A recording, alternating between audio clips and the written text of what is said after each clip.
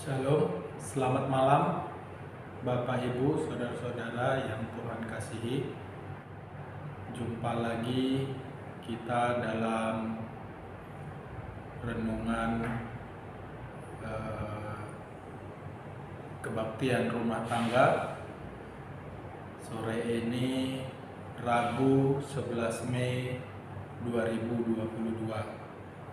Adapun yang menjadi tema renungan kita pada hari ini adalah pengharapan iman di dalam Yesus Kristus.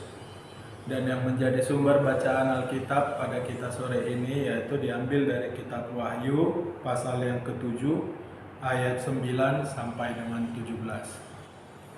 Bapak Ibu, sebelum kita membaca dan memulai renungan kita, marilah kita terlebih dahulu bersatu di dalam doa.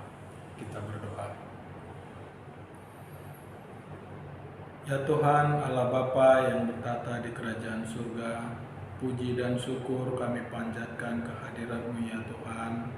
Oleh karena tangan pengasihan-Mu ya Tuhan, pada sore hari ini ya Tuhan, kami bisa berkumpul untuk merenungkan ya Tuhan sebagian dari firman-Mu ya Tuhan, yang kami harapkan menjadi pelita bagi hidup kami ya Tuhan. Tuhan, kami orang lemah ya Tuhan, mampukan kami ya Tuhan, layakkan kami ya Tuhan untuk memahami firman-Mu ya Tuhan, supaya Tuhan melalui itu Tuhan kami dapat menjalankan kehidupan kami sehari-hari, dan kehidupan kami itu berkenan di hadirat-Mu ya Tuhan.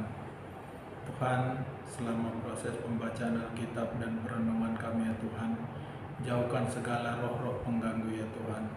Biarlah kuasa-Mu dinyatakan kemuliaannya ya Tuhan. Biarlah Roh Kudus membimbing kami ya Tuhan sepanjang pembacaan Alkitab dan perenungan kami ini ya Tuhan. Tuhan, sebelumnya ya Tuhan, kami mohon ampun atas segala kesalahan dan pelanggaran kami ya Tuhan.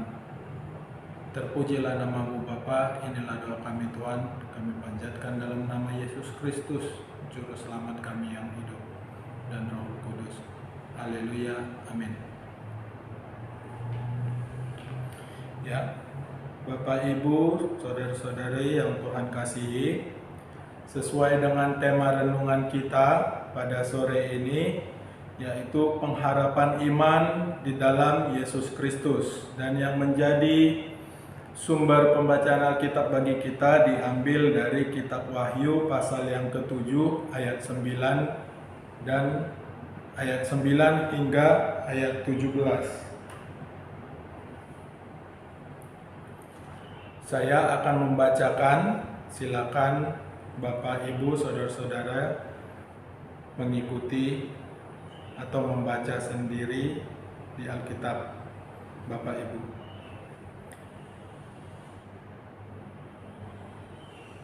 Judul bacaan Alkitab kita yaitu orang banyak yang tidak terhitung banyaknya. Kemudian daripada itu aku melihat sesungguhnya suatu kumpulan besar orang banyak yang tidak dapat terhitung banyaknya, dari segala bangsa dan suku dan kaum dan bahasa, berdiri di hadapan tahta dan di hadapan Anak Domba, memakai jubah putih dan memegang daun-daun palem di tangan mereka. Dan dengan suara nyaring mereka berseru, "Keselamatan bagi Allah kami yang duduk di atas tahta dan bagi Anak Domba." Dan semua malaikat berdiri mengelilingi tahta, dan tua-tua keempat makhluk itu, mereka tersungkur di hadapan tahta itu dan menyembah Allah sambil berkata, "Amin, puji-pujian dan kemuliaan dan hikmat dan syukur dan hormat dan kekuasaan dan kekuatan bagi Allah kita sampai selama-lamanya. Amin." Dan seorang di antara tua-tua itu berkata kepadaku, "Siapakah mereka yang memakai jubah putih itu, dan dari manakah mereka datang?" Maka kataku kepadanya, "Tuanku, Tuhan mengetahuinya." Lalu ia berkata kepadaku, "Mereka ini adalah orang-orang yang keluar dari kesusahan yang besar, dan mereka telah mencuci jubah mereka dan membuatnya putih di dalam darah anak domba. Karena itu mereka berdiri di hadapan tata Allah dan melayani Dia siang malam di bait sucinya, dan Ia duduk di atas tahta itu akan membentangkan kemahnya di atas mereka. Mereka tidak akan menderita lapar dan dahaga lagi, dan matahari atau panas terik tidak akan menimpa mereka lagi. Sebab anak domba yang di tengah-tengah tahta itu akan menggembalakan mereka dan akan menuntun mereka ke mata air kehidupan. Dan Allah akan menghapus segala air mata dari mata mereka. Demikian Bapak Ibu pembacaan Alkitab kita. Jadi Bapak Ibu, seperti yang kita ketahui bersama, Kitab Wahyu ini adalah kitab yang ditulis berdasarkan nubuatan Rasul Yohanes pada saat beliau diasingkan di Pulau Patmos. Beliau di pulau itu tinggal, dan pada saat beliau di pulau itu dia dikuasai oleh Roh, sehingga dia dapat mendengar dan melihat semua yang Tuhan Yesus wahyukan kepadanya. Kemudian dia tuliskanlah itu sebagai nubuatan di kitab Wahyu ini. Jadi Bapak Ibu, pada pasal 7 kitab Wahyu ini, Rasul Yohanes menubuatkan tentang kitab Wahyu pasal 7 ini secara ininya terbagi atas 2 judul ya. Jadi dari pasal 7 ayat yang pertama hingga ke-17, jadi dibagi 2 judul. Yang judul pertama, orang-orang yang dimateraikan dari bangsa Israel. Dan yang kedua itu orang banyak yang tidak terhitung banyaknya. Nah, jadi kita pada sore ini fokus pada tema sesuai bacaan Alkitab yang diberikan pada kita, yaitu orang banyak yang tidak terhitung banyaknya. Jadi ini yang menjadi sumber bacaan Alkitab kita sesuai dengan tema renungan kita, yaitu pengharapan iman di dalam Yesus Kristus. Bapak Ibu, seperti yang kita ketahui, kita hidup di dunia ini pasti melalui berbagai hal. Banyak aktivitas yang kita lakukan, banyak tindakan yang kita telah lakukan. Semuanya itu tentu memiliki tujuan. Nah, di dalam kita hidup ini, tentu Bapak Ibu, kita selalu tidak bisa terlepas dari yang namanya masa depan. Nah, pengharapan itu erat kaitannya dengan masa depan. Nah, tapi bacaan Alkitab kita pada sore hari ini lebih berbicara tentang pengharapan iman.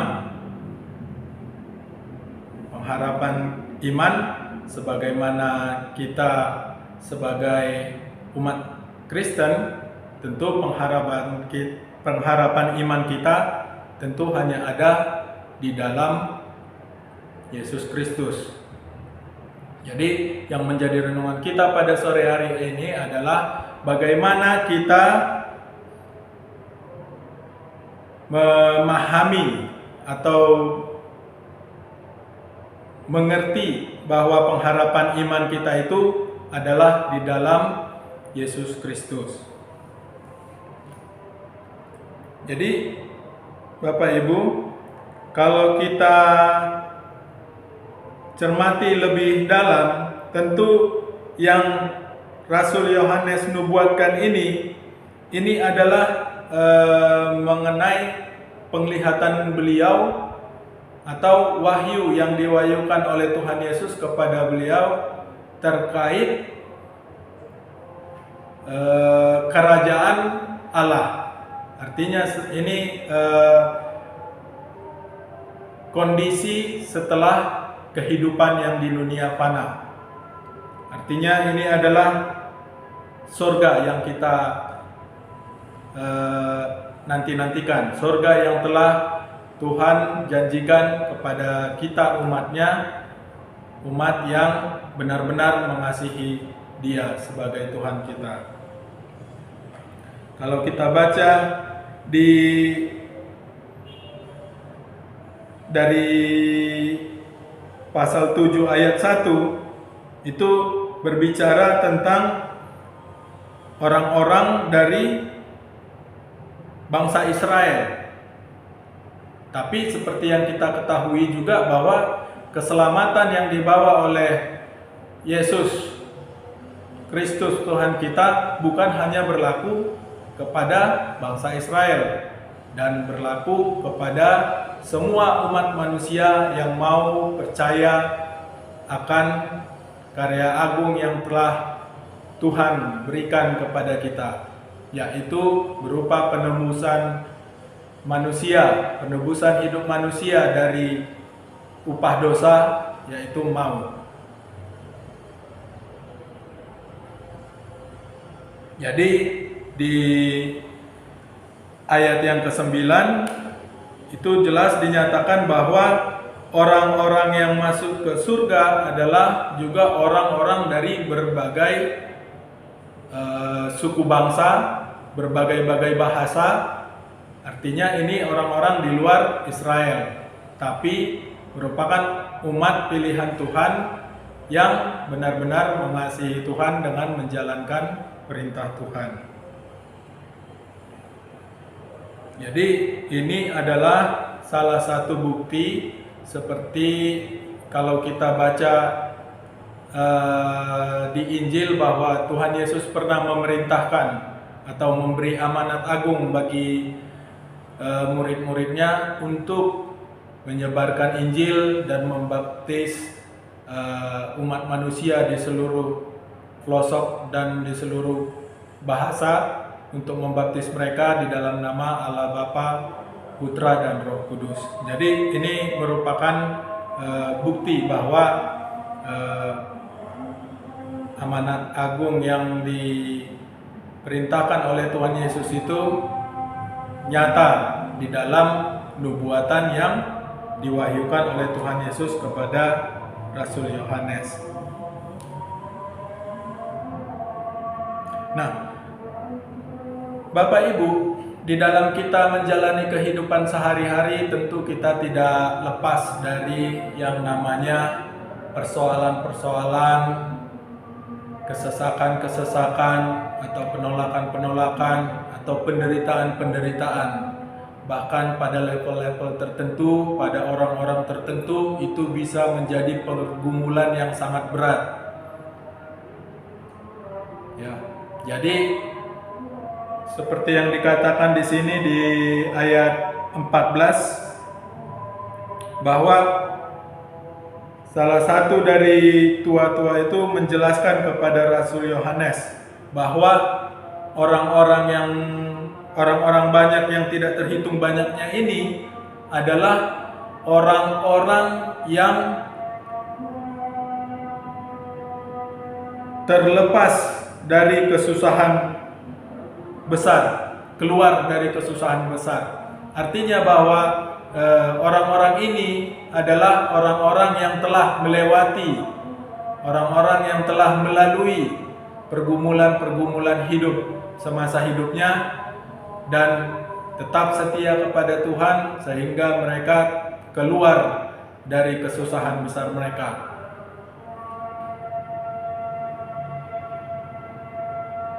Nah, Bapak Ibu, kita tentu juga mengalami hal itu. Sedikit banyak pasti ada di antara kita, atau semua kita pasti mengalami itu dalam porsi yang berbeda-beda. Tuhan tahu batas kemampuan kita, jadi Tuhan pasti tidak memberikan ujian, atau Tuhan pasti tidak meninggalkan kita di dalam pencobaan sendiri tanpa penyertaannya, selama kita mengundang untuk Tuhan selalu mendampingi kita. Bapak Ibu, seperti yang kita ketahui bahwa pengharapan itu adalah suatu keinginan kita yang seharusnya terwujud, yang memberikan kita kelegaan di masa yang akan datang. Jadi mungkin pada saat kita mengalami pergumulan itu, kita merasa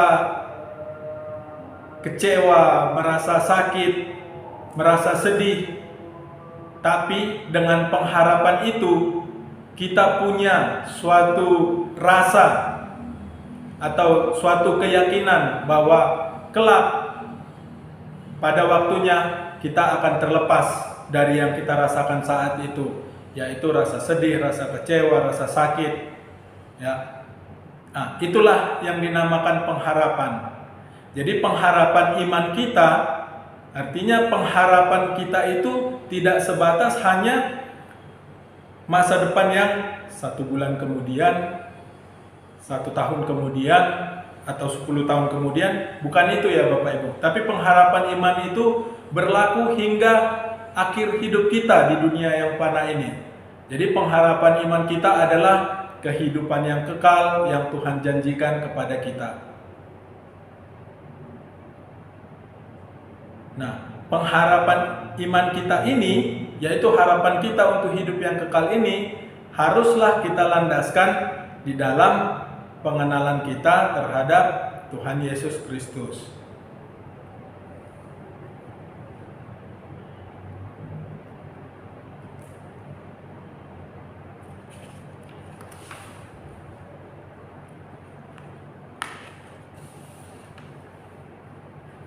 Jadi inilah pentingnya Bapak Ibu bagi kita untuk selalu punya kesadaran penuh dan rendah hati untuk yang pertama, kita senantiasa berdoa mohon pertolongan Tuhan. Ya, kita tahu bahwa kita ini adalah manusia yang lemah, punya keterbatasan. Ya, ada tertulis di Alkitab bahwa kita ini sebenarnya roh kita itu penurut, tapi daging kita lemah. Nah, sifat kedagingan kita ini yang biasanya menuntun kita takluk pada dosa. Ya, jadi artinya dengan kesadaran ini Bapak Ibu, kita harus ya selalu senantiasa berdoa kepada Tuhan untuk mohon kekuatan, mohon bimbingan hikmat dari Tuhan supaya kita dimampukan untuk melewati semua pergumulan hidup kita, untuk memampukan kita melawan nafsu kedagingan kita, supaya kita tetap teguh di dalam penurutan roh kita. Sering ya Ibu, kita ibaratnya pada saat kita membaca ayat-ayat di kitab suci itu, kita tahu, tersadar bahwa ada kebenaran yang harus kita jalankan dari dalam hidup kita ini. Namun pada saat kita menjalani kehidupan kita sehari-hari, kita sering tergoda. Ya, tergoda untuk mengabaikan yang telah kita sadari tadi. Nah, disinilah peran doa kita, maka Tuhan akan membimbing kita, memberikan hikmat kepada kita cara mengantisipasi supaya kita tidak jatuh ke dalam pencobaan. Terus yang kedua, kita juga harus rajin di dalam membaca firman Tuhan. Dengan kita rajin membaca firman Tuhan ini, kita akan dibimbing untuk memahami apa sebenarnya kehendak Tuhan yang ingin Tuhan nyatakan di dalam kehidupan kita, atau bagaimana cara kita menyikapi segala persoalan hidup yang akan kita lalui. Gitu. Jadi kita di dalam membaca Alkitab ini, kita sering mendapat inspirasi, ya. Kita sering mendapat contoh-contoh dari teladan-teladan yang telah diberikan oleh nabi-nabi kita oleh Tuhan Yesus sendiri pada saat Tuhan Yesus turun sebagai manusia. Nah, itulah yang menjadi pedoman kita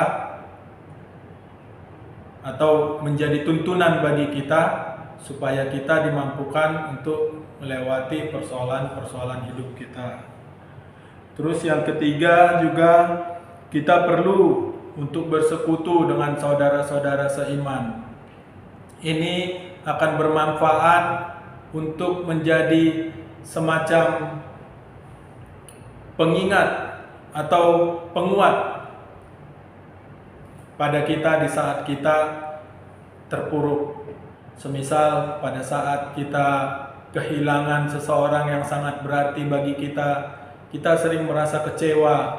Tapi dengan kita bersekutu, maka teman-teman atau saudara-saudara kita yang masih punya kekuatan, yang masih punya kesadaran akan mengingatkan kita untuk kita kembali berpikir lebih rasional, untuk mengingatkan kita untuk mengingat kembali janji Tuhan atau perintah Tuhan atau perkataan Tuhan terkait pergumulan hidup yang kita alami. Jadi inilah Bapak Ibu yang harus kita selalu pegang senantiasa di dalam kita menjalani hidup sehari-hari. Kita harus senantiasa berdoa, kita rajin dalam membaca Alkitab supaya kita beroleh tuntunan dan kita bersekutu dengan saudara-saudara kita yang seiman. Nah, tapi yang menjadi persoalan kadang Bapak Ibu memang harus kita akui ya, kita sering mengalami kesesakan itu terlalu mengacaukan pikiran kita. Kesesakan itu terlalu menghimpit kita sehingga membuat hati kita menjadi tawar. Ya. Terutama persoalan-persoalan yang sifatnya juga sangat ini ya. Artinya contoh misalnya kita kehilangan seseorang yang sangat kita sayangi, yang sangat kita perlukan untuk menemani kita di dalam hidup. Sering kita merasa benar-benar kecewa gitu, ya, merasa terpukul. Nah, ini bisa mengguncang psikologis kita. Ini bisa membuat hati kita menjadi benar-benar tawar terhadap apapun masukan-masukan atau nasihat-nasihat baik yang diberikan oleh teman-teman kita.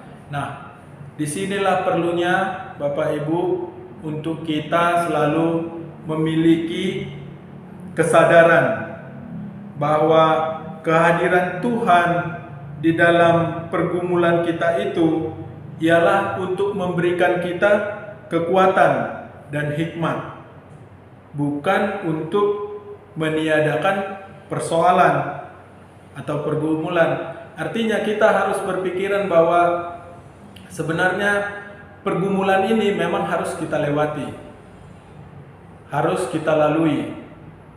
Tidak ada pilihan, karena itu memang harus tidak bisa kita hindarkan. Jadi artinya yang kita perlukan adalah sebenarnya penyertaan Tuhan supaya kita dimampukan melewati itu semua. Jadi bukan Tuhan untuk menyingkirkan persoalan itu dari hadapan kita, bukan. Tapi meminta Tuhan untuk memberikan kita kekuatan mampu melewati persoalan itu. Nah, kesadaran itulah yang kita perlukan Bapak Ibu supaya kita juga bisa memahami bahwa kita tidak bisa memilih-milih, artinya jangan aku, kenapa harus aku, atau kenapa harus seperti ini. Ya. Jadi juga kita harus punya kerendahan hati untuk meyakini bahwa Tuhan berdaulat penuh atas hidup kita. Ya, kita ini kan makhluk ciptaan. Tuhan adalah sang pencipta. Artinya kita sebenarnya tidak punya alasan atau Tuhan tidak punya kewajiban untuk mengikuti kehendak kita. Artinya kita harus sadar bahwa Tuhan yang berdaulat, Tuhan yang menetapkan segala sesuatu. Nah, kita sebagai umatnya adalah harus menerima dan menjalaninya. Dan jangan kita ibaratnya merasa segala sesuatu itu harus berjalan sesuai dengan keinginan kita. Kalau ada ilustrasi pernah saya baca di buku bahwa ibaratnya seperti ini. Tukang kendi, dia pengrajin tanah liat, dia bisa membuat segala sesuatu sesuai dengan kehendak hatinya. Dia bisa membuat vas bunga, dia bisa membuat teko minuman, atau dia bisa membuat gelas antik, atau apapun sesuai keinginan dia bisa ciptakan. Nah, pada saat si pengrajin tadi membuat gelas itu tidak bisa protes kenapa dia menjadi gelas. Nah, kita juga seperti itu Bapak Ibu. Kita mengibaratkan kita ini adalah makhluk ciptaan. Jadi kita tidak bisa protes. Kenapa kita begini, kenapa kita begitu. Yang penting bagi kita adalah bagaimana kita bisa meminta Tuhan memberikan kita pengertian supaya kita bisa memahami maksud dan tujuan Tuhan atas hidup kita. Kita harus percaya Bapak Ibu bahwa rencana Tuhan adalah rancangan damai sejahtera. Tuhan tidak pernah merancangkan yang buruk terhadap kehidupan kita. Ya, jadi jangan sampai ketidakmengertian kita akan sesuatu menjadi pemberontakan kita terhadap Tuhan. Nah, ini yang harus kita hati-hati Bapak Ibu. Kita harus sadar betul bahwa kita adalah makhluk ciptaan. Kita harus percaya bahwa Tuhan adalah Tuhan yang menyayangi kita, yang merancangkan damai sejahtera bagi kehidupan kita.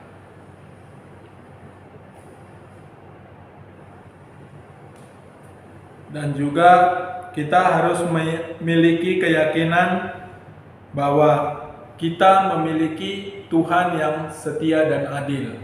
Nah, ini Bapak Ibu, keyakinan yang harus kita miliki. Dengan kita memiliki keyakinan ini bahwa Tuhan itu adalah Tuhan yang setia dan adil, maka kita tahu, kita yakin bahwa penyertaan Tuhan itu senantiasa hadir di dalam pergumulan hidup kita, bahwa Tuhan selalu menyertai kita, dan apapun yang kita lalui, besar kecil, itu tidak pernah lepas dari pengetahuan Tuhan. Susah, sedih, tangis, kecewa, semua itu tidak pernah luput dari pengetahuan Tuhan. Dan Tuhan itu adil. Pasti Tuhan memberikan sukacita bagi kita di kehidupan yang akan datang, jika kita tetap senantiasa mengasihi Tuhan. Bagaimana kita mengasihi Tuhan? Tentu dengan cara kita menjalani hidup kita sesuai dengan kehendak-Nya. Jadi lebih lanjut Bapak Ibu, di ayat 15 dikatakan, karena itu mereka berdiri di hadapan tata Allah dan melayani Dia siang malam di bait sucinya. Dan Ia yang duduk di atas tahta itu akan membentangkan kemahnya di atas mereka. Jadi kalau kita ingat Bapak Ibu ya, kalau di Injil Matius, di Matius pasal 25 ayat 35, di situ dikatakan,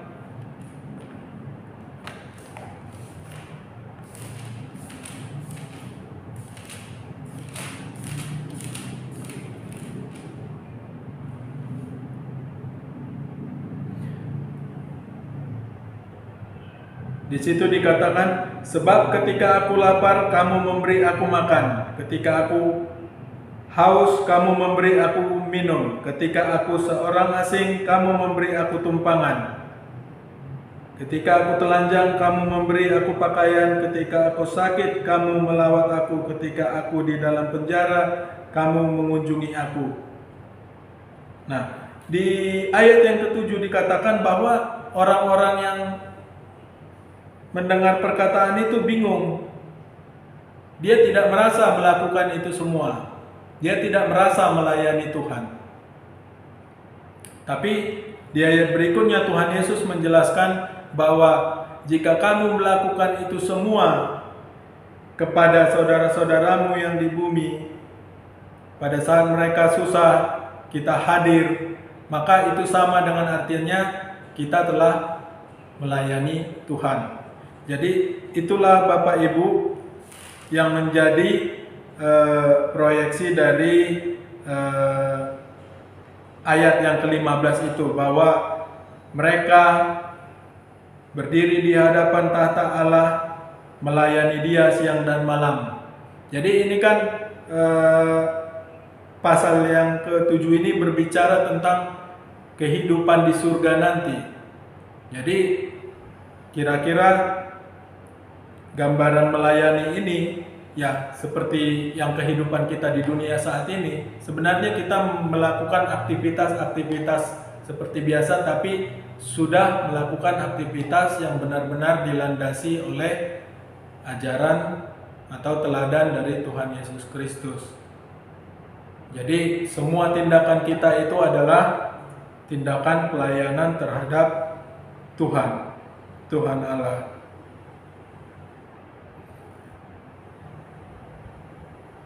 Dan Ia duduk di atas tahta itu akan membentangkan kemahnya. Jadi kalau yang kita ingat Bapak Ibu, kemah ini pada saat bangsa Israel keluar dari Mesir, Tuhan meminta kepada Musa untuk didirikan kemah. Nah, ini artinya penyertaan Tuhan, simbol dari penyertaan Tuhan. Artinya di surga nanti kita tidak punya jarak seperti saat kita hidup di dunia ini. Kalau kita di dunia ini kan tentu karena dosa-dosa kita punya jarak dengan Tuhan ya, Tuhan yang kudus. Nah, nanti di kerajaan surga nanti artinya kehadiran Tuhan itu benar-benar nyata. Dan juga di kehidupan surga nanti kita tidak akan menderita lapar dan tidak akan merasakan dahaga lagi. Dan juga Tuhan Yesus sendiri yang akan menggembalakan kita ke sumber air kehidupan, mata air kehidupan. Dan juga Allah akan menghapus segala air mata. Jadi Bapak Ibu, kalau kita di dunia ini kan air mata itu adalah wujud dari kesedihan ya, wujud dari kesedihan. Walaupun memang ada kalanya saking senangnya kita juga bisa terharu. Tapi kalau pahami lebih dalam, tentu rasa terharu itu juga sebenarnya kan unsur kesedihan kan ya. Contohlah kalau misalnya kita bertemu dengan sanak saudara setelah lama berpisah. Kita bertemu nih ceritanya, bertemu, tentu kita ada tangis haru. Tapi kenapa kita sampai menangis? Karena kita telah merasakan kehilangan atau kita merasakan keterbatasan jarak dengan dia selama ini. Akhirnya pada saat kita bertemu, kelepasan itu, rasa kehilangan itu terpuaskan oleh perjumpaan kita sehingga timbullah tangis haru. Nah, di surga nanti tidak ada tangis, tidak ada air mata lagi. Itu yang Tuhan janjikan. Artinya benar-benar sukacita penuh yang ada pada kita. Kita lepas dari ketergantungan kita pada segala sesuatu yang tidak sesuai dengan hidup rohani kita. Kita juga terlepas dari perbudakan dosa seperti yang kita alami di dunia ini. Jadi itulah Bapak Ibu bahan renungan kita pada hari ini, bahwa pengharapan iman kita di dalam Yesus Kristus haruslah kita yakini secara betul-betul bahwa kita tidak punya pilihan, kita tidak punya opsi lain selain pengharapan iman kita adalah di dalam Yesus Kristus, karena Tuhan Yesuslah satu-satunya jalan menuju Bapa di surga. Jadi marilah Bapak Ibu kita untuk selalu mengingat bahwa pengharapan iman kita di dalam Yesus Kristus itu harus memampukan kita untuk mampu melewati segala persoalan, pergumulan hidup kita di dalam kehidupan sehari-hari. Memang harus kita sadari bahwa Tuhan Yesus tidak pernah menjanjikan bahwa kita di dalam kekristenan akan lepas dari persoalan. Tapi Tuhan Yesus dengan tegas menyatakan bahwa pikullah salib yang kuberikan, pikullah kuk yang kuberikan, karena kuk yang kuberikan ringan. Artinya Tuhan dalam memberi pengajaran hidup kepada kita melalui persoalan-persoalan, melalui rintangan-rintangan hidup yang harus kita lewati, Tuhan juga selalu senantiasa menyertai. Itulah yang harus kita yakini Bapak Ibu di dalam kehidupan kita, supaya kita tidak pernah tawar, pengharapan kita tidak pernah hilang, walau berbagai persoalan, walau berbagai pergumulan mendera kita di dalam kehidupan kita. Demikian Bapak Ibu renungan kita pada sore hari ini. Mari kita tutup dengan kita bersatu di dalam doa. Terima kasih Tuhan atas penyertaan-Mu. Tuhan, kami telah membaca sebagian dari firman-Mu dan kami merenungkannya ya Tuhan. Tuhan, kami tahu ya Tuhan keterbatasan kami ya Tuhan. Biarlah kiranya ya Tuhan, Engkau sendiri yang Tuhan yang memateraikan firman-Mu di dalam kehidupan kami ya Tuhan, supaya kami mampu ya Tuhan menjalankannya ya Tuhan, supaya kami beroleh pelita darinya ya Tuhan, yang menjadi penuntun kami di dalam kami menjalani kehidupan kami Tuhan. Tuhan, kami berdoa ya Tuhan buat kehidupan kami. Biarlah kiranya ya Tuhan, pengharapan iman kami tidak pernah lepas dari Yesus Kristus. Biarlah kiranya ya Tuhan, kami selalu berharap kepadamu saja ya Tuhan, sebagai gunung batu kami Tuhan. Tuhan, sebentar Tuhan kami akan berpisah ya Tuhan. Kiranya penyertaan-Mu selalu menyertai kami ya Tuhan, pribadi lepas pribadi ya Tuhan. Kiranya Tuhan menyertai setiap kami ya Tuhan, setiap rumah tangga ya Tuhan, supaya damai sejahtera-Mu selalu menyertai kami ya Tuhan. Biarlah Tuhan rumah tangga anak-anak-Mu ini ya Tuhan berjalan dengan baik ya Tuhan. Biarlah Tuhan kami beroleh hikmat daripada-Mu ya Tuhan, supaya kami bisa menjalankan rumah tangga kami dengan baik ya Tuhan. Berikan kami hikmat ya Tuhan untuk mengasuh anak-anak kami. Berikan kami hikmat ya Tuhan untuk berjalan bersama dengan pasangan kami ya Tuhan. Tuhan, kami juga berdoa ya Tuhan buat persekutuan gereja kami ya Tuhan.